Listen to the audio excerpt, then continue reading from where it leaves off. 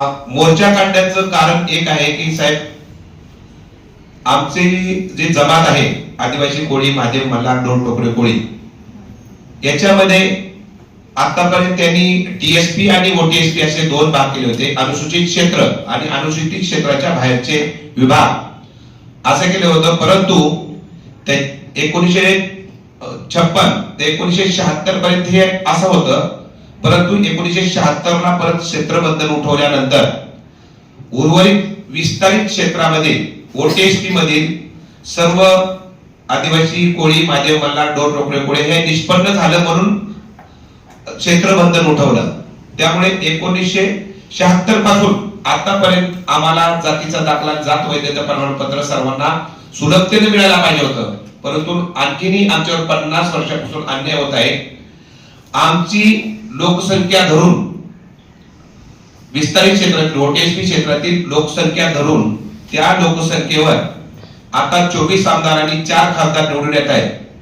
त्यातील 9.35 लोकसंख्या टोटल आदिवासीची असून 1,05,10,213 2011च्या जनगणनेनुसार लोकसंख्या आहे महाराष्ट्रामध्ये.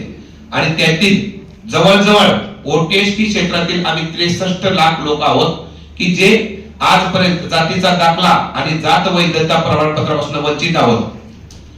तर या शासनाला जागे करण्यासाठी आणि आम्ही कोळी, महादेव, मल्हार, ढोल, टोकरे, कोळी, जसं तुम्ही टीएसपी मध्ये त्यांना जातीचा दाखला देता, त्यांच्या नोंदी पण कोळीच आहेत.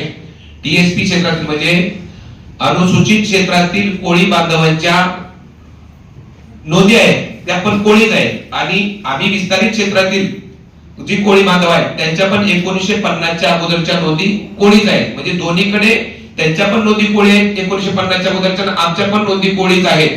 तर ह्या गोष्टी साम्य असून सुद्धा त्यांना जातीचा दाखला कोळी नोंदीवरूनच 1950च्या अगोदर दिला जातो, परंतु आम्हाला जातीचा दाखला नाकारला जातो. आमच्या जात वैधता प्रमाणपत्र नाकारलं जातात. आम्ही 100 काय 1000 जरी ग्रुप दिले कोळी, महादेव, मल्हार, ढोल, टोकरे, कोळी आहोत म्हणून, तरी पण आमचं जातीचं प्रमाणपत्र वैध केलं जात नाही. आणि समितीने नाकारलेलं प्रमाणपत्र वैधतेसाठी आम्ही हायकोर्टात घेऊन गेलो तर हायकोर्ट आतापर्यंतच्या 100% प्रकरणामध्ये आम्हाला त्यांना समितीने आदेश केले की यांना जातीचं वैधता प्रमाणपत्र द्या म्हणून. मग जर साहेब समिती नाकारते आणि हायकोर्ट आम्हाला आमच्या बाजूने निर्णय देत असून सुद्धा आणखीनही हा गोरगरिबावर, या दलित पीडितांवर अन्याय आहे. तर हा एकाच महाराष्ट्रात राहून, एकाच भारतात राहून, संविधान काय दोन प्रकारचं नाहीये, एकच संविधान आणि कायदा एकच आहे. तर कायदा त्यांना जो आहे तोच कायदा आम्हालाही लागू झाला पाहिजे. त्यामुळे हा मोर्चा आम्ही घेऊन जातोय. आतापर्यंत जर त्यांनी समजा आमची लोकसंख्या धरली नाही तर 63 लाख लोकसंख्या वगळून त्यांना आमचा फंड पण घेता येणार नाही. आमच्या नावाचा फंड, करोडो रुपये फंड आमचा केंद्राकडनं येतो, राज्य सरकारकडनं फंड येतो. ते फंड फक्त 42 लाख लोकांवर युज करतायत. फक्त 12 ते 13 जमातीला याचा लाभ मिळतो. अनुसूचित जमातीमध्ये आता आम्ही 45 जमाती आहेत, त्यातल्या फक्त 12 ते 13 जमातीच लाभ घेतात, बाकीच्या 33 जमाती वंचित आहेत. तर या लोकांवरला अन्याय कमी करण्यासाठी, या लोकांवरला अन्याय आम्ही दूर करण्यासाठी आम्ही लाखोच्या संख्येनं येणाऱ्या 10 तारखेला आपल्या विधान भवन नागपूरच्या हिवाळी अधिवेशनावर जात आहोत. बाकी कुणाला काही प्रश्न विचारायचे तर विचारा. तुम्हाला प्रमाणपत्र मिळत नाही ते कुठलं प्रमाणपत्र? तुम्हाला जातीचा दाखला मिळत नाही का? अनुसूचित जमातीमध्ये जो एसटी प्रवर्ग आहे त्या एसटी प्रवर्गामध्ये आम्ही मोडतो. एसटी मध्ये अनुसूचित जमातीमध्ये महादेव, मल्हार, ढोल, टोकरे, कोळी या सर्व जमाती त्याच्यामध्ये मोडतात विस्तारित क्षेत्रातल्या. तर तो एसटीचा दाखला त्यांनी आम्हाला दिला पाहिजे आणि तो पण आमच्या बांधवांना मिळतो ज्यांच्याबरोबर आमचा रोटी बेटीचा व्यवहार आहे. आता पुण्यामध्ये जे काही मंचर विभागाकडले काही तालुके आहेत, फक्त 5 जिल्हे आणि 38 तालुक्यालाच हा मिळतो. बाकीच्या उर्वरित क्षेत्रांना याचा त्रास आहे. आणि हे जी आमदार आणि खासदार त्यांचे निवडून येतात आमच्या लोकसंख्येवर, ते बी फक्त 5 जिल्ह्यातूनच येतात. मग उर्वरित महाराष्ट्रामध्ये हे 14 आमच्या हिश्श्याचं जर आपण पकडली जनगणनेच्या नुसार तर 63 लाख लोकसंख्या आमची आहे विस्तारित क्षेत्रातली. तर विस्तारित क्षेत्रामध्ये 14 आमदार द्यायला पाहिजे खरं तर रोटेशन पद्धतीनं. तसं होत नसून फक्त 5 जिल्ह्यात 24 आमदार दिले जातात आणि 5 जिल्ह्यात 4 खासदार दिले जातात. त्यामुळं काय होत आहे की ते फक्त त्यांचीच बाजू मांडतात, आमची बाजू मांडत नाही. त्यामुळं एक तर त्यांनी कोळी नोंदी 1950 पूर्वीच्या कोळी नोंदीवरनं टीएसपी मध्ये जसे सर्टिफिकेट देतात आणि वैधता देतात त्या त्यांना त्यांच्यासारखे आम्हाला पण द्यावा. नसेल तर 1950 पूर्वीच्या कोळी नोंदीवरनं टीएसपी क्षेत्रात जे तुम्ही जातीच्या दाखला जात वैधता प्रमाणपत्र देतात ते बंद करावा. का तर कायदा हा सर्वांना सारखाच आहे. जर कोळी आम्ही 1950 पूर्वीचे आहे तर ते पण आहे, तर त्यांना वेगळा न्याय आणि आम्हाला वेगळा न्याय झाला नाही पाहिजे. एक तर त्यांचे पण बंद करा, त्यांचे इनव्हॅलिड करा. नसेल तर मग 1950 पूर्वीच्या नोंदीवरनं आम्हालाही जातीचा दाखला आणि जात वैधता प्रमाणपत्र द्या, ही प्रमुख मागणी आमची आहे सर. ते का देत काही नाही, काय काय रिझन काय? कारण सगळ्यांना समान नागरी कायदा आहे, रिझन काय देतो तुम्हाला? आणि तुम्ही त्यांनी जे काही त्यांना मिसगाईड केलं असेल की हे बोगस आहे. मी सांगतो, जात साधर्म्य हा दुसऱ्या कोणी जातीचा जर एखादा व्यक्ती घेत असेल, समजा आम्ही कोळी आहे तर इतर जातीचं कोणी घेत असेल तर ते बोगस होऊ शकतात. परंतु ते कोळी आणि आम्ही कोळी आहे त्याच्यामुळे आम्ही बोगस व्हायचं कारण येत नाही. ते बी जर आम्ही बोगस असतील तर हे पण बोगस आहे, लक्षात ठेवा. जर ओटीएसपी क्षेत्रातील कोळी बांधव जर बोगस असतील तर टीएसपी क्षेत्रातील ज्यांच्या कोळी 1950च्या अगोदरच्या नोंदी आहेत त्यांच्या सगळ्यांचे डिटेल आमच्याकडे आहेत, त्यांच्या पण कोळी नोंदी आहेत, ते पण बोगस असणार. दुसरी गोष्ट साहेब, जर हे आम्हाला बोगस पद असतील तर 14 आमदारांनी 2 खासदारांनी राजीनामा द्यायचे आणि मग त्यांनी आम्हाला बोगस म्हणायचं. का तर ते आमच्या 63 लाखाच्या लोकसंख्येवर त्यांना 14 खासदार मिळाले.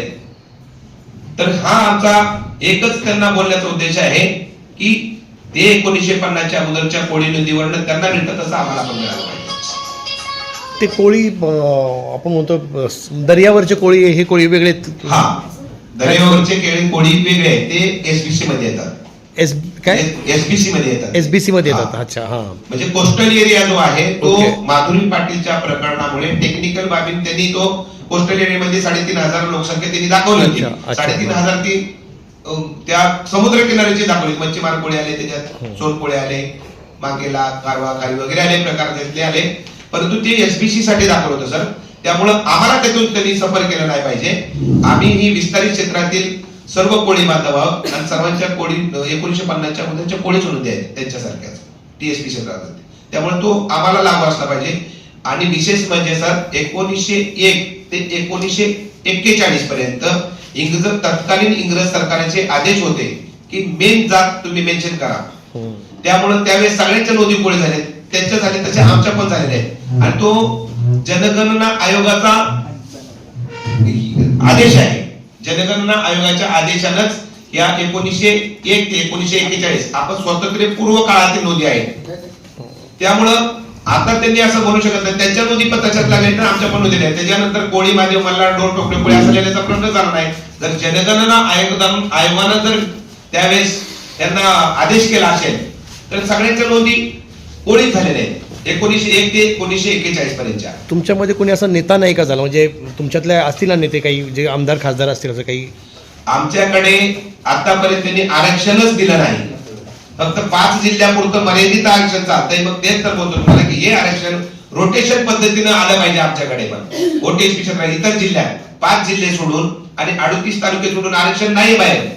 मग त्यामुळे आमचा आमदार आणि आमदार खासदार व्हायचं काही कारण येत नाही. आमची लोकसंख्या गिनती केली जाते, आमच्या लोकसंख्येवरचा फंड घेतला जातो. परंतु आमच्या नावचे आमदार आणि आमच्या नावचे खासदार आम्हाला दिले जात नाहीत. आणि जे आमच्या मतदानावरती निवडून येतात तेच असाले आम्हाला बोगस बोलतात. त्यामुळं एक तर या 14 आमदारांनी 2 खासदारांनी राजीनामे दिले पाहिजेत. आणि जर आम्हाला द्यायचं नसेल तर आमची लोकसंख्या पण बघा तुम्ही. आणि हे 14 खासदार आणि 2 खासदार पण वगळा करतो. 14 आमदारांनी 2 खासदार. ठीक आहे.